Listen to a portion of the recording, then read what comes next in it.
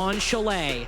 They've not played it in the EUL Stage 2. They've not played it at Atlanta, but seem to be comfortable, having not banned it with the same frequency as other maps. So what do they have up their sleeve? What can they bring to Soniqs? But more importantly, what can these two teams bring to the final map that one of them will be playing in Atlanta? Ladies and gentlemen, it may be one of the most interesting maps that we've had throughout the history of Rainbow Six Siege, especially when it comes to high-flying antics. We are going to solve who goes home here on Consulate. It might take all 15, but whatever happens, happens here, and it happens now. BDS is going to be the first one to ban, and it's going to be Monty. Let's see what this offense is going to look like after this step. And Soniqs, I love this so much. They're going to ban Finka, and Shaiko is going to have to take one step further into his operator pool. You're probably looking at Yana, probably looking at Ash. Shaiko literally going like, whenever he banned, making a very distinct face whenever Soniqs banned Finka. They do not want to deal with that attacker, but Soniqs also characteristically do not want to deal with Azami. Left up as a tool for the defense on most maps, she's a pain, but on Consulate, where you need to push in the map and need to push through very tight corridors and doorways, Azami can block you out entirely, especially on that second floor. Yes, indeed. And honestly, Carter, I think that this map right here between BDS and Soniqs, I think it's going to make you a Consulate believer. I really do. I know that's a bold statement. I know some of the offensive things that happen, some of the more slow rolling plays, it can't be fun sometimes as a viewer, but I'm telling you, between these two teams, a map like this gets quite interesting, and it's going to be very, very exciting, folks. Let's get into the map. It's going to start downstairs for BDS. Soniqs will have the offense to start us off on this half, and every single one of these rounds is worth its weight in gold. Located by attackers. Immediately launching into BDS's defensive lineup, we obviously have some obvious choices. You know, the Mira on site to make sure that nobody can just simply push in through garage. Gives it a great ability to stop anybody from pushing in, of course, but Alamps on the Fenrir. If you're not seeing Azami because she's banned, you're seeing Fenrir. It's simply going to happen. Solus can be picked sometimes. She certainly can be useful, but Fenrir, for how constricting, how claustrophobic this map can be, if you're a player like Rexen, who's trying to hit a lurk like you did on Bank, well, walking into an F-Naught is going to be the worst thing that happens to you that round, but unfortunately, a likely thing. Yes, most definitely. And the other thing to consider when you look at this map is just how much info game, how many different things you have to clear, right? And that's why we see this lineup from the Soniqs. It's info-packed, man. You have that secondary hard breach coming in too on the zero. Jacqueline Dokkaebi, obviously, the other two big pieces to this, is they're going to assist in clearing things out. And this is practically, in my mind, a perfect operator lineup for a map like Consulate. Hunt down those roamers, bolster your intel game, especially on a part or on a map that is so difficult to get those drones in, to get them in useful positions. Supplementing that with zero cameras or Inox. You got to do whatever you can, and that's not even mentioning the Dokkaebi calls. Extensive roam from BDS. Shaiko all the way up on that top floor. He's now dropped down to the middle alongside Lickifak. They are slowly retreating through the map. They know the strength of Consulate. There is no need to hold these positions for a long time. Like Bank that we just saw, you really can let the map do the talking. It's all in good timing. It is all in good timing.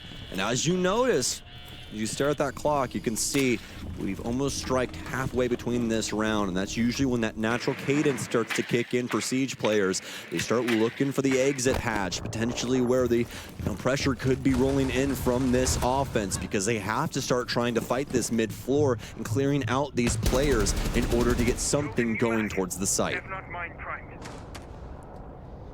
Gunner will already worry about those mirror windows. Shaiko also down below, working himself into an aggressive position. Instead, it's Bride with the C4 to get the first kill for BDS in the round. Shaiko onto Rexen, following up with the second. Takes some damage, but Soniqs slowly being pushed out of this round. Shaiko just around the corner, downs one, but not the second. Geo can pick Citizen back up, but Shaiko has done more than enough to give BDS a fighting chance. One more call here for Citizen 2.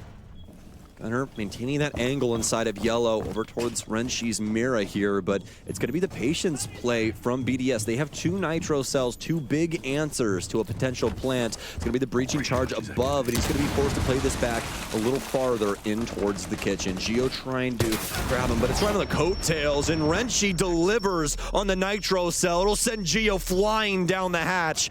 He's dead to rights. Citizen and Gunnar are the only 2 that remain. This is a layup for BDS at this point. They have the Mira windows intact. Gunnar has the smokes to block it off, and even the Dokkaebi call giving intel, but LickyFat can cut right through all of that noise. Gunnar pushes in, but Citizen now down. He finds a second. Gunnar almost finds a third, but there's not enough time to get it done. BDS take their first round on the defense. And right there, as you said earlier, showing how Consulate works. BDS setting things up on that mid floor, bringing some reinforcements, bringing a little utility, delaying things out for the Soniqs. I mean, Gunnar was standing in yellow for a solid 2 minutes while they tried to clear things out over on that end of things.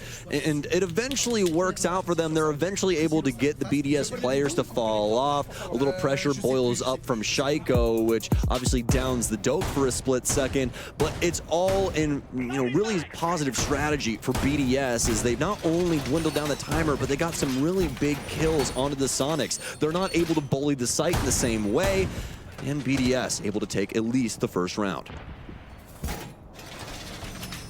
And looking to take the second in a similar way. No Fenrir, surprisingly, especially on this second floor. The Fenrir tends to be a pretty common addition to the defensive lineup because the attack either has to clear from yellow stairs or admin side, and just as many other portions of the map, only 2 doorways and 1 stairwell on the admin side is what allows the attack to move closer to that console bomb. Instead, BDS have slotted Alems on the Clash. So, is it a dread mine? No. But it is a huge obstacle in Soniqs' attacking path that they will have to deal with. There was the Amaru for a little bit from Soniqs. We saw it flexed, and with the Amaru and the gridlock, we've seen a lot of teams use those ops to take this second floor, but it switched off, and instead, we see the Brava, where if there was a Fenrir, that would be the counter for it. Most definitely. Soniqs getting better considerations on this top floor through the info game. They want to try things on the admin side of things. A very natural progression here on the map of Consulate, especially for this top floor. If you can get your footing on over there, you really just have to concern yourself with that bending hallway, and then you can start applying pressure towards the actual site. That's why they've got Citizen in here. They do have the case on this side too, so they're going to need some assistance as Gunnar needs a little help getting this Selma to go off. That's why Gia's going to rotate and apply another EMP to make sure everything goes swell. Well, first one activates. Brady now has a hold of C4 if he wants to. Selma just didn't go. It's just a mute. Yeah, I think it's just above the. Oh yeah, because you look, the mute jammer so far back. I think it. Oh because it expands in a dome. Yeah. Right? So that point just outside of the radius of that mute jammer. Little bit of distance to make that work, but it does. LickyFat. Same can be said for that DMR. Finds Gunnar very early on 2 times now. BDS have got that opening pick. And look at how solid of a defense this is. Everyone playing within arm's reach of each other. And the Clash at the forefront to make it even worse for Soniqs. And that's the biggest issue right here is, yeah, they've gotten the foothold, but they can't battle Alems at all right now. They're going to throw some drones in, a nade towards him, but they're going to have all this utility built up over here. This is Vending Hall, guys. Not only do they have the laser gates, but they also have ADSs, as well as Wamai discs implemented to make sure that the offense can't use so many throwables to try and influence this location. And look at this timer, folks. This strategy is working so swimmingly for BDS. Soniqs just have no exterior positions to clear this. They only have these doorways. They only have this small little bit of positions to push up.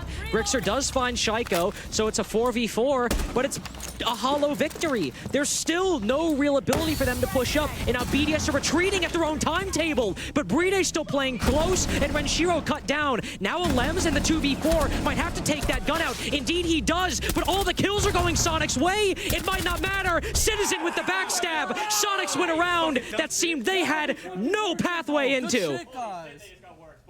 It looked like things were not going to go their way from the admin side, but Citizen's ability to make the play over on the yellow stairs, he keeps things wide open, keeps considering what the play could possibly be, and they strike while the iron's hot. I love how they are able to elongate things, really keep BDS in it on that vending side, because, I mean, Carter, for all intents and purposes, you're looking at the whole damn lineup of the Soniqs. They're all staring you in the face.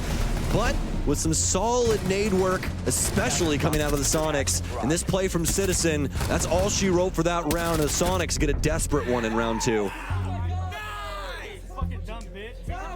Just making it work. Barely, but just making it work. Soniqs get their first attack on the board. Now we'll move down to the first floor bomb site. Only one that hasn't been played so far is Tellers. We saw a lot of play in the Consulate game you and I casted a couple days ago, M80 versus Dark Zero. Makes use of the verticality, as many sites on Consulate, but for this one as well. Sometimes we'll see a Solus playing up above, trying to find where the case is going down below, but not this time. With no Azami on the board, BDS have instead moved to a few trap ops, the Dread Mines and the Banshees, likely placed on some parts of that extension on the top floor to make pushing for the Soniqs the clear again. As you'll hear me say plenty of times, a little bit harder. Yep.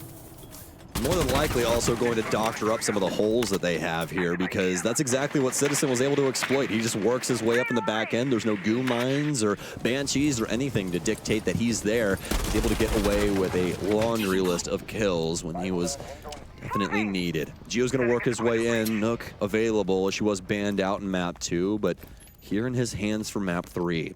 Do have one player over on the far end towards site, but his sights are set higher, so rotate all the way up yellow. Plenty of players in this space, and we know just how deadly this top floor can be for verticality. We saw some pretty interesting strats where practically the entire site setup was all upstairs, and like I was talking about with those Banshees, they're perfectly placed to make sure that a sneaky play can't happen, and Gio is immediately eaten up because of it. We don't see those Banshees often anymore, but that is the piece of utility to stop that lurk from Gio. A Dread Mine might be closed, he might be able to dodge a Goo Mine depending on the position, but a Banshee with that wide radius just tucked around the corner, it'll reveal that Nook's position, and it'll stop Gio's lurk from panning out. BDS's top floor hold still very much secure, as the nades from Soniqs as well aren't finding any purchase at the moment. I don't believe that was a nade, actually. It was some bit of explosive utility. The Rexen now cooking them.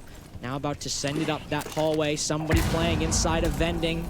Doesn't find anything. Justice can be said for the rest of Sonic's attack so far. Good track stingers there from Rexen. The beauty of Gridlock. She's fantastic at displacement, but especially good around stairwells. You get those track stingers and some stairwells links, well, somebody's about to have a damn problem. Those impacts sometimes can't even clear them all out. This will be extended completely down the stairwell. Rexen, some critical shots go awry. Renshiro able to pull it back at the last second. That MP7 works wonders in the situation. Citizen now with two separate people trying to fight him inside of CEO, and he doesn't know which one to choose. Alems does, though. He'll step up to the plate, and he'll knock it out of the park. Grixer, it's all up to him inside of the 1 versus 3. He knows the general position of Alems, but they've all backed off at this point. Even though Grixer now has control of the case again, BDS know he has to push. He has to make his way down to the bomb site. So they set up a 3-way crossfire. There's still so much utility on this top floor that his position is revealed. They know he's around connector, especially now that that Banshee's shot.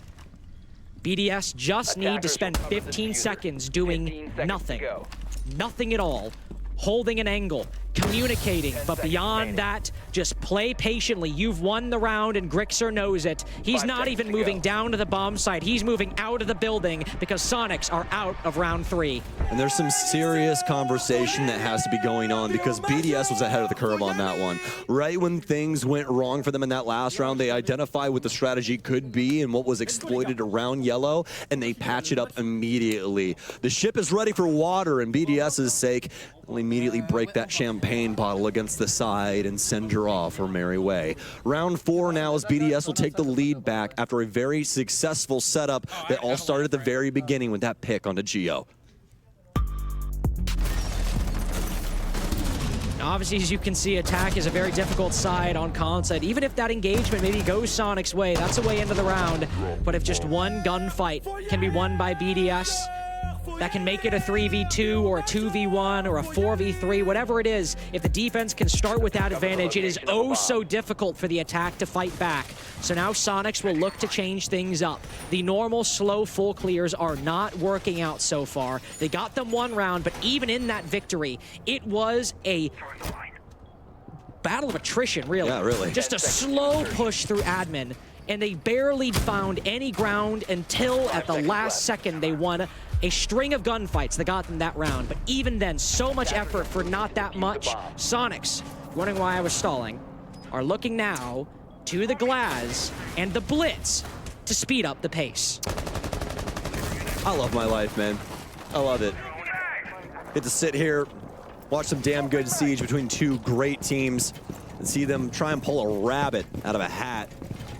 Not even metaphorically speaking with this one. This is gonna be a smoke play that they line up with the Blitz on top of that. That's more than likely gonna be a full-on blitzkrieg of that wall. And you can see Gio talking about it right now. I think more than likely what this is gonna be is Gunnar gets wall, smoke goes down, Blitz runs through, and Glass tries to support from the back end swing here. But we'll just have to see. Things will open up now. Gunnar gets this exothermic down, and Lynx, walk us through it. It's all gotta be at the same time. The push needs to work. They're still taking their time to find this intel, because their big problem is going to be these mirror windows. They will be constantly looking at where Soniqs are pushing from. They've got Shaiko nailed down on yellow. This is the other key factor. If he flanks down, he could throw this execute completely out of whack. Two fronts Soniqs need to worry about. The black mirrors in the site. Shaiko on yellow stairs. Do they have solutions for both?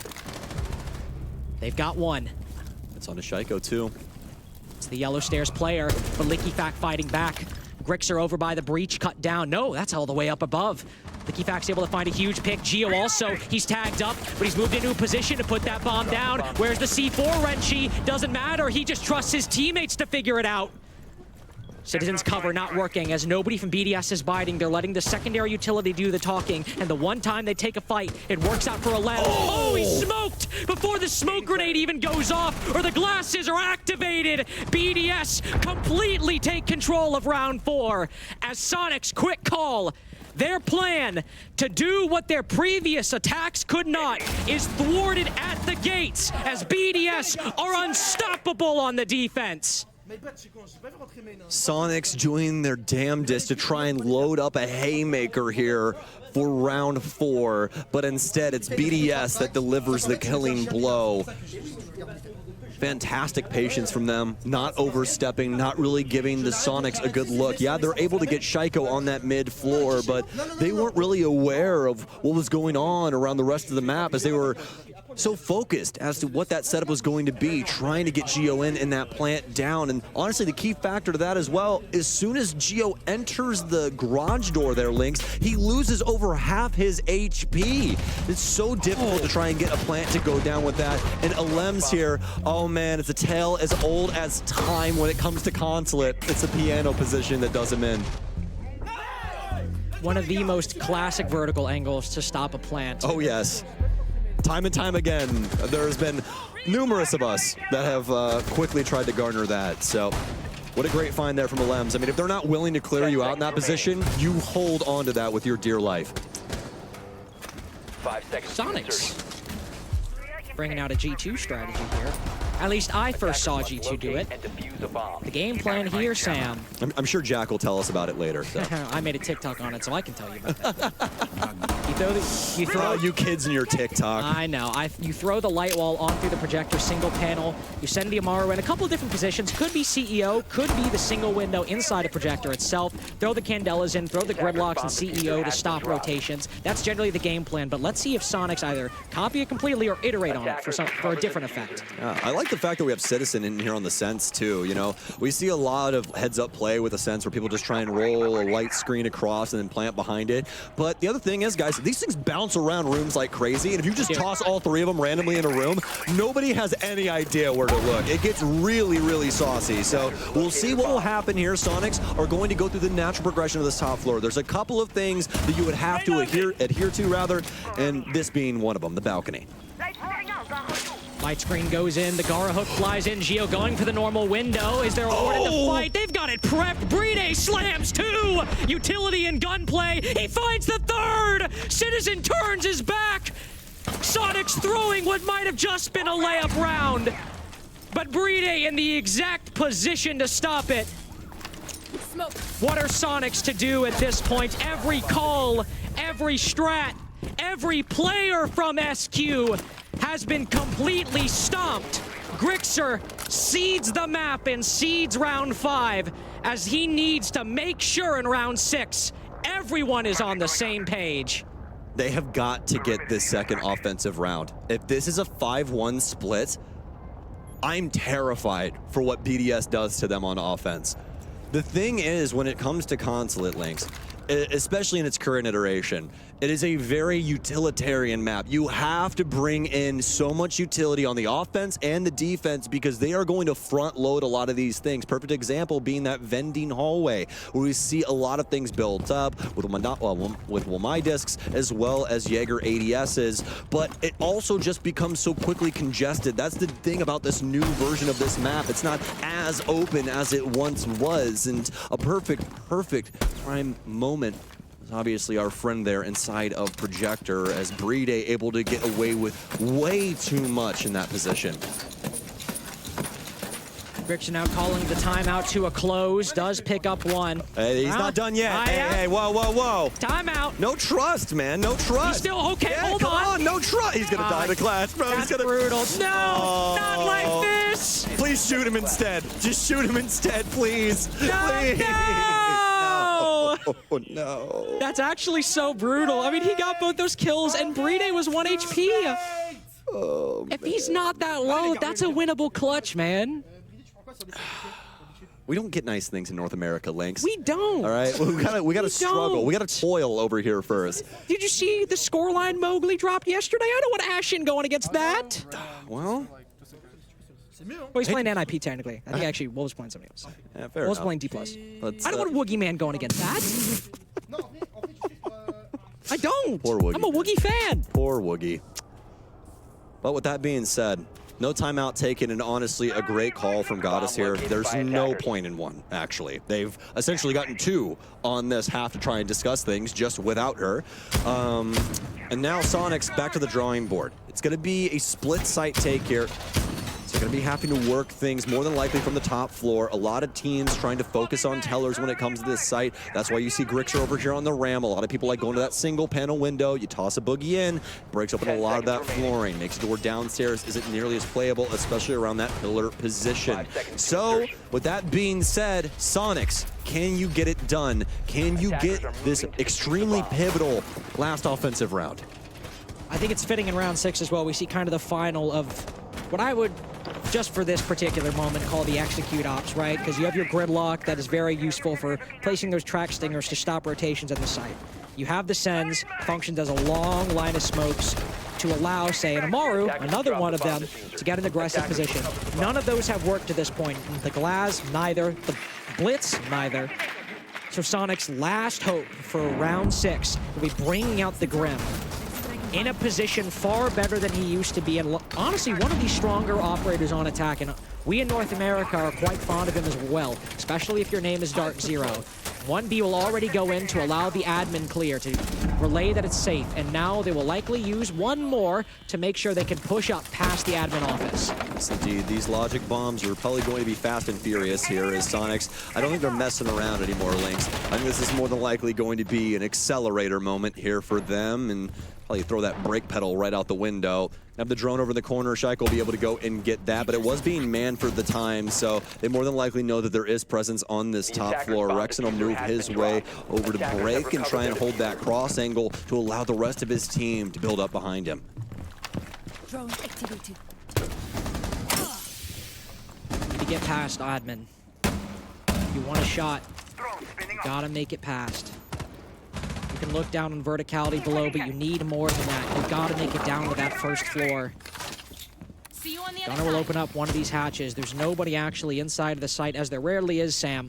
On to split bomb site defense, it's all either above or below. BDS going for the retake if they plant inside of the Visa office.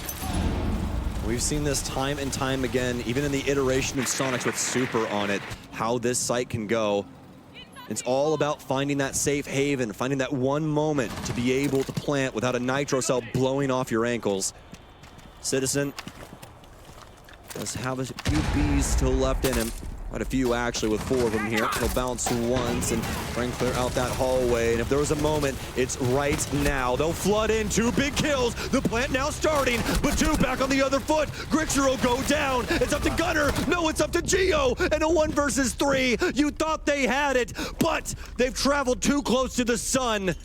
One on the far side, I don't even think that Geo knows that he exists. Shaiko missing some shots that are definitely not what you usually see out of him. But oh my God, what a dominant defensive side here on Consulate.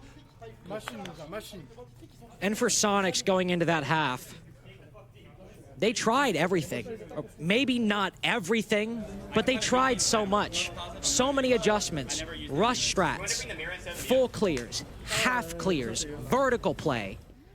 Every dimension of an attack you could reasonably think of, there were attempts by Soniqs, backstabs even. That's what got them the 1 round in the attack. But every other time they tried something, BDS were able to shut them out, whether they got the first pick or not. It was as dominant as a defensive half as you can get without just being a 6-0. Alem's able to work the site in his favor to shut down 2 different players there. And Shaiko, the one main guy off site, finding the final 2 kills. Consulate is a defender-sided map, but BDS have shown in multiple map veto phases they are comfortable and happy to go to it. So if their attacks in round 7 or round 8 are too lethal, it'll be the Soniqs who go home. And this is the real question. What do BDS do? Because we just saw such a dominant defensive side, and again, just goes to show you how difficult a map like Consulate is from the offensive perspective. There's so many rooms to clear, there's so much utility to try and deal with the majority of the strategies that BDS was taking. And not only that, but when you try and go in and actually take map control, you still have to kill the guys too, Lynx. There's so much going on there, it'll make your head spin. But fortunately enough for the Soniqs, they're now on the favorable side. Let's just see if it actually works out for them. Reloading. BDS know how close this is. They know what they need to do. Winning this match will just put them a little closer to SI qualification. Major be damned, doesn't even matter. But getting that top 4, 100% secure. He looked towards the old spot for the default camera. He's like, wait, where? Oh, it's right. EFAC. What a beautiful find. They had no idea about his doings downstairs. He snuck in that front door over on the admin side, immediately goes down the hatch, travels across the basement, and finds a huge kill on possibly the best player in this best of 3 for Soniqs. Rexon certainly had a lot of good moments too, but 1 and 5 so far. Grixer really the only one on Consulate putting up consistent numbers. The only one in map 3 that might have been keeping Soniqs as contenders for the 2-2 spot for the Atlanta Major. They'll be down in round 7, and BDS, they're a slow team, but that isn't an admonishment. They take their time because they know the value of seconds. They know the value of a 5v4, but most importantly, they know how not to throw it. There's a couple players from Soniqs who feel they might need to get aggressive. Geo in particular, he's worked himself in a good spot and destroyed some Selmas. That's great, but there will still be some holes made in the piano or exposition wall. Gonna be the bottom walls, and honestly, I don't think that's a terrible decision here. They're not gonna be able to move through them, but if they move incorrectly, Lynx, maybe defender's able to slip a few bullets through those cracks and get that kill in the hallway. Shaiko can move in up top. He's got somebody right inside this office. Rexon. Huge moment right here with a minute remaining. That shadow dancing on the far wall. You can see Alem's also on the CEO window. They know how important this area is. Alem's might have to send it in to try and get this frag. Rexon's so focused on the window downstairs. Will Shaiko catch him off guard? Brede pushing in. Dreadmine will give away his position. Liquifac finds Gunner. Shaiko so finally trying to take down this connector player. Loses an important fight, but Liquifac is the player in this round. Rexon's still up top. He has a key angle, but only so workable by yourself. No intel on the planter either. This will be a post plant he has to clutch. And Liquifac is still on the top floor, cutting off his rotation back. Here he sits. Here he remains inside of CEO. He could just barely spot Bride if the angle was a little further to the right. It's a tight shot, but one bullet will do. He'll survive for a little longer. Knows he's there. He's found one, but time is getting low. And Lickifak is waiting. Lickifak hits his mark. 6-1 for BDS. And 1 round away from keeping that SI dream alive. 4 huge kills out of EFAC in that one. And it all started with that basement play here. A perfect moment for them. Something that Soniqs never really found. They never found an area to try and exploit like that where they could move in and find that initial kill. We're going to get the Soniqs timeout now, folks. Let's listen in as they stare down the barrel of 5 rounds. Slow, explode. So I think more so maybe just sit in sight,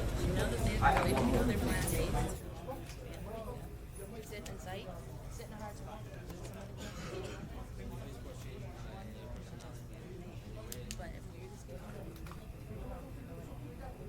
we're just going to take that 2 minutes.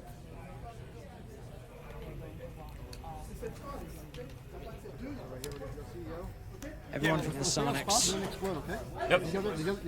know those stakes. And you heard what Gunnar said. Slow, slow, slow, explode. Could be multiple things. Could be attributed to a lot of different play styles. Some on the defense, Gunnar. some on the attack. But one example is BDS. They take their time, but a player like Lickifak, he explodes into the round. A 4K to get them to match point. But that's not what they're worried about. That's not what Soniqs are worried about. They are worried, just as they were on Bank, at letting BDS get set up in their positions. And on a map that is difficult to attack, if Soniqs mess up even a single time, if they let BDS get one bit of control, that might be the last straw to break Soniqs back and send another North American team packing on home soil. And a squad that a lot of people coming into this tournament considered to be North America's best chance to take this major here in Atlanta. But it seems as though BDS might be the Grim Reaper here for NA's big hope. Now, that being said, into potentially the last round. Gunner's gonna find some good info here on one of the newer default cams that isn't checked all the time. Could be one of those kind of situations. BDS with some solid considerations, especially in that last round. I like how they got that initial pick with good info and then slowed things down, tried to understand the Sonic setup a little bit more, and then went for the killing blow. It's gonna be all down to the info here yet again here for BDS. They have logic bombs in tow, so some of these more exploitative roams that we see out of Soniqs, like what we're seeing out of Citizen, might end up going awry. It's really just on a moment-to-moment basis, and if the timing works out. Rexon taking a lot of damage early on. He'll make a rotate hole in the admin wall. Give him and Gunnar a pathway back, but more so Rexon a way back to the site. It's a second floor defense, and BDS are clearing from the admin side over. We know the importance of this hallway, know how powerful it can be for the defense to stop them, but Soniqs don't have a lot of utility pressed on that side. No deployable shield like we saw BDS have. Nobody playing close in that corner, instead Citizen playing loose on that back up the stairs. They'll let the Dread Mines do a lot of the work, but unplaced on this admin position either. This will have to be won by gunfights, but Citizen might just have the comeback play, but he's pushing for more. Don't risk it too much. Everything on the line. He finds another, but surely he has to fall back. On 1 HP as well, Dokkaebi call going out. Citizen makes the smart play. You've already got lucky once. No need to push for more, but Alem's down below makes it a bit more workable for BDS. For a split second, you thought the deed was done. But it's gonna take a lot more to kill this squad. BDS, always willing and able to try and challenge, try and take a round back, even when it seems like it might not be building up in such a good way. This drone work has been insane on this map so far for them, Lynx. Another frag grenade out, and almost like the pressure was felt by the Soniqs there. They'll fall back immediately as that was one of their Mira positions. It's gonna get popped now. 30 seconds remain for BDS. They have 3 players in this 3 versus 4. And they're close to an execute. They're close where they like to be. They've cleared out that hallway. Gunner, still playing on the long desk, is trying to add something to this defense to flank around, but so is Alems. This player close on the door. Rexon, you have to win this. You can't lose this fight. No. He reveals his position. He sends even more shots downrange. C4 goes out. It misses Brede. He can back off now as Gunner's down on the floor. A second one flies. It gets a big kill. Alems cut down as well. It's at 1v2. Leaky Fact, the newest addition to this roster. Such a powerful player who can frag and call. He just has to wait. Citizen on 1 HP. One bullet will be the end of him. Who will take the duty to defuse? Grixer pushes up. Citizen holding a long angle. The process starts. Leaky Fact begins to push forward, and Citizen finds him. Still in this indeed, Gunner. You still have a shot. But 4 rounds in a row. You need to value every one of them as you take this step. And Citizen with a picturesque round right there, especially on the start. Can't wait to see that in the replays as he's able to batter 2 players immediately when he dons the top of the stairwell over on the admin side. And without that, BDS could more than likely take that round. They get that plant down successfully. The first nitro cell doesn't land properly. And I mean, what a risk Citizen had to take to try and get these big moments. I mean, you talk about that risk. If one more bullet hits him at that moment, Citizen's the guy who got Leaky Fact in that 1v2. That's the type of risky plays Soniqs feel they need to make. That is the pressure they're putting on themselves, and the pressure that is partially justifiable, but also partially just happenstance from the situation they're in. If just one more bullet from Shaiko takes him down, this very well could be a 7-1 for BDS. But they keep it close, and they're in that 51-49. Just favored a little bit in that round. They now move down to the basement. They'll need to hold this control, but spread far more wide. At least the benefit of the top floor. You can force the attack to push through choke points. But here, the attack can move through the map, and that means the defense needs to hold more than just the site.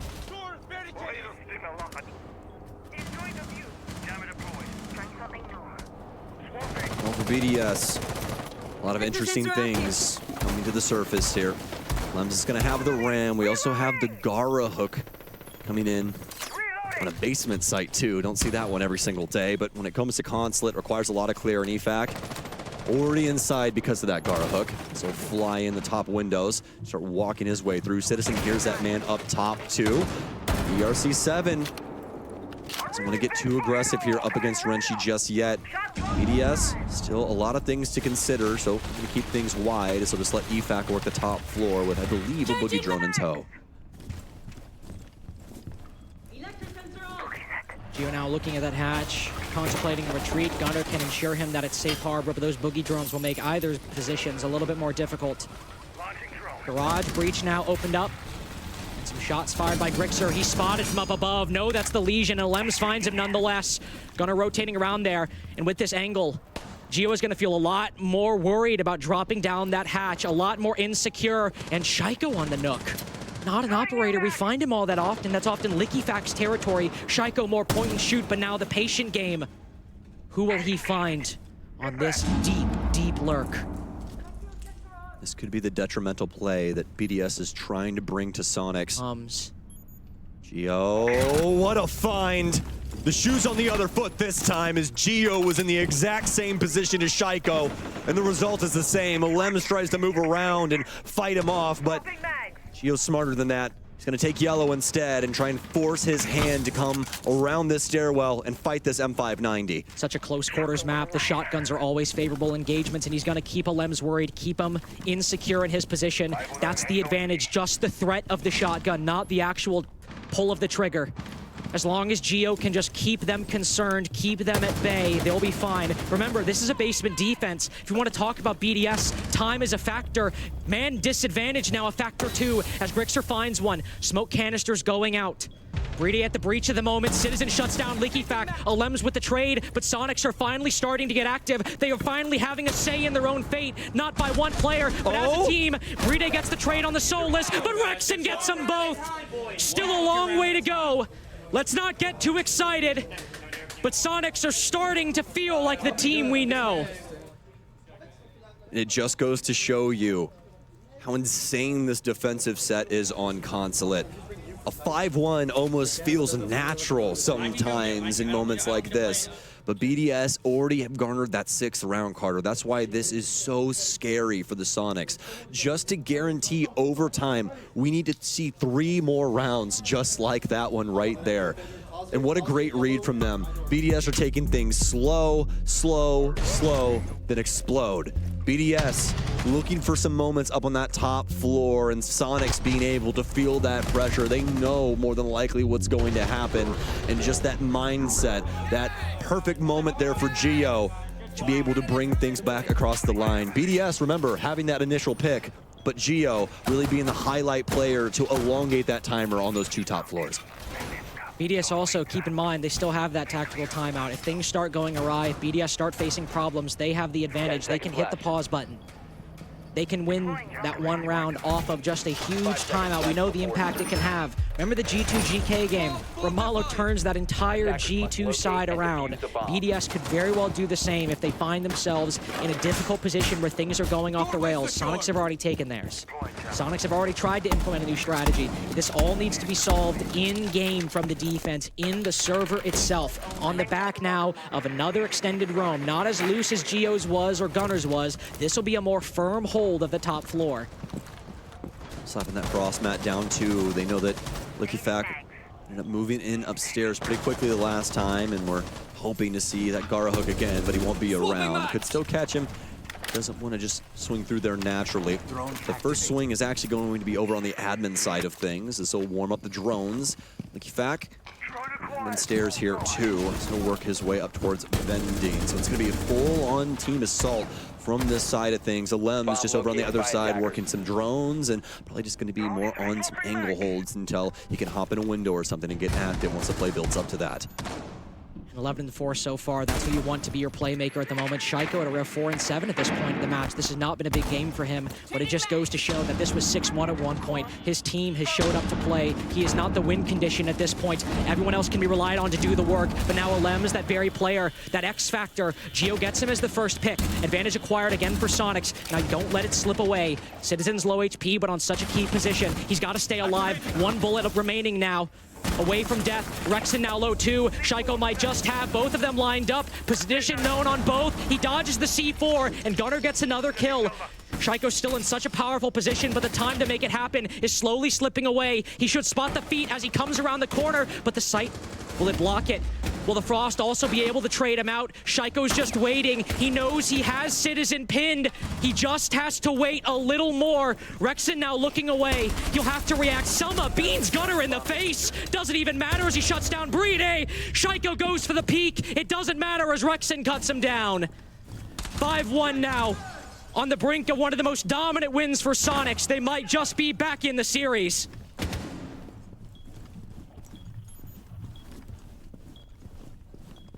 Want more to get you back into a series than a flawless round 2. So even if Renchi does get a kill, practically feels that way. Soniqs playing it to its absolute limit on that top floor, and I mean truly the limit. Citizen, if he oversteps by an inch, this round could have changed, but the distracting measures, the constant fodder being launched towards BDS's assault, all in good timing. Now that frag grenade probably going to be a telltale sign of where Renchi is. He's going to try and move in here. He's immediately dusted. A huge find here from the Soniqs. Are we going to get the timeout from BDS just yet? We'll see. 3 rounds lost. Soniqs have the right mindset, 1 round at a time. That's how they've begun to mount this comeback, just 1 round after another. But a flawless round there. We will have the BDS timeout. And you'd be waiting too long at this point. You've allowed Soniqs to get a flawless site rotation. They just got their most dominant victory on the defense up until this point. This is the moment. This is BDS's moment to get the series back on track. They had this map in the bag. They had it in their grasp, but it's starting to slip away. So, calm down, figure it out. And a good call there. I don't know which member it was on the Soniqs, but... Okay, Joe, what's up, Swatson? Okay. Can you put the same over and Fanny? anyways, as I was saying, talking about the fact that BDS is getting a little shaky right now on these offenses.